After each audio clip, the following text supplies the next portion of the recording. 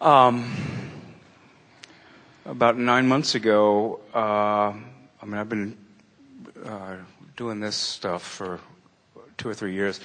About 9 months ago, a friend had me over, a producer friend, and just at random, she wanted to do, and I hate this word, but Ouija. And we started, so for once a week for 9 weeks, we've been doing contacting spirits. And I had no opinion on it. And it's been very profound. You get, all this information was coming through from, soldiers that have died the week before in Iraq to famous actors, just incredible people. So everybody's coming from it from a different place. And one person wants to do a reality series on it.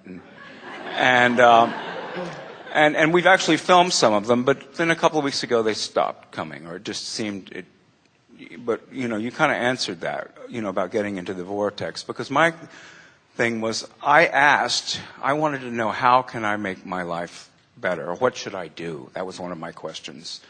And one of the answers was, my friend's 5-year-old brother is just so wise. He died in the 30s, and he said, it's your life, live it.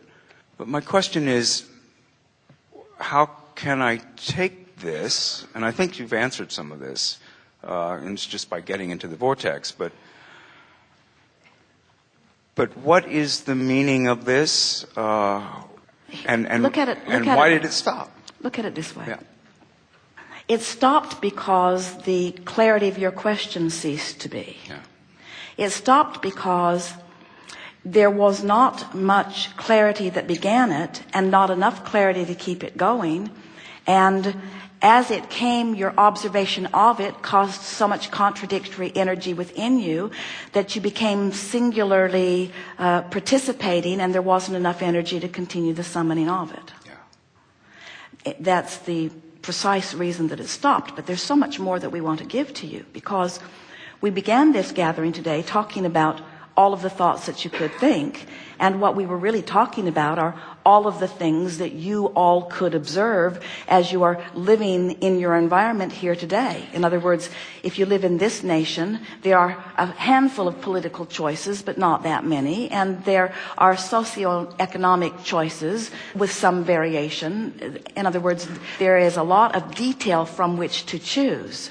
And we talked about the chaotic potential of trying to consider from too many viewpoints all at once, and instead of establishing a point of attraction that you understand, that is measurable, that you can enjoy as it evolves, instead you've just got a sort of vibrational chaos going on, getting a little bit of everything and none of it being very satisfying. And you took that to a whole new level.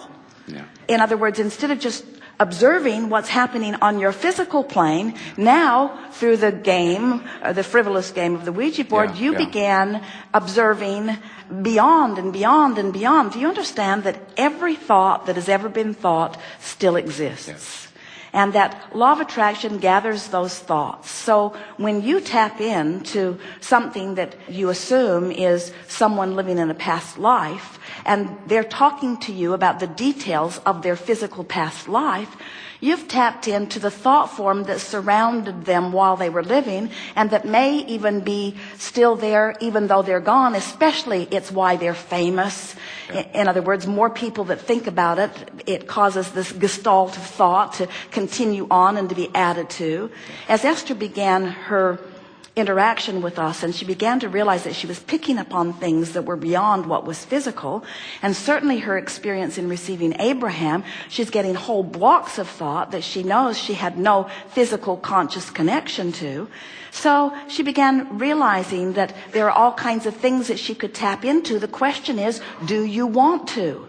In other words, we want you to understand that you are an extension of source energy, and that you've come here to take this arena that surrounds you and to focus it into something that is meaningful for you, which means life poses questions within you to which the answers are readily available. That really is the way that we would approach this business of asking and receiving. Yeah. Is to understand that whatever you ask for, you will receive. But understand that you don't ask with your words, you ask with your vibration. And until you have some way of controlling your vibrational asking, you cannot control the vibrational answering. No one ever sits down and puts out a legitimate, deliberate request for cancer. No one ever does that. No one has ever done that. Not one time ever did someone say, I think I will dabble in that just to see what it's like.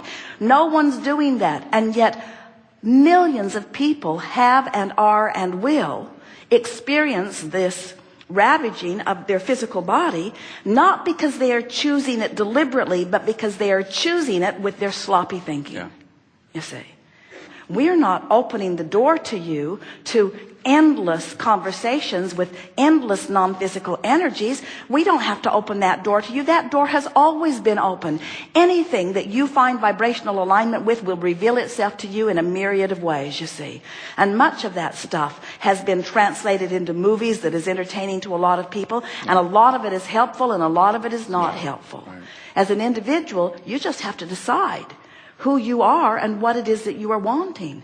Jerry had some experience with the Ouija board, and years later he is asking us, because sometimes it was gypsies, tramps, and thieves, sometimes it was Albert Schweitzer, and he wanted to know why. And we said, but consider the different people that you sat with the Ouija board, because he carried it around for years, like you, wanting to know what it was a doorway to. And the majority of people, it wouldn't work for them at all. It wouldn't work for Jerry. It always took someone else that had some sort of energy stream going before the thing would begin to move at all. Right.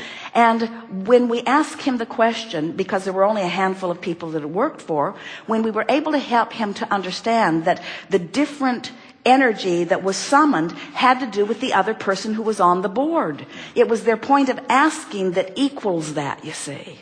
So we're not trying to guide you away from that particular method of receiving. We are, however, wanting you to understand that you have access to whatever you are asking for, and that to have a really satisfying answer, you must have a rather detailed question. And if your question is just generally, what's out there and what do you have to say to me? That doesn't go very far, very long.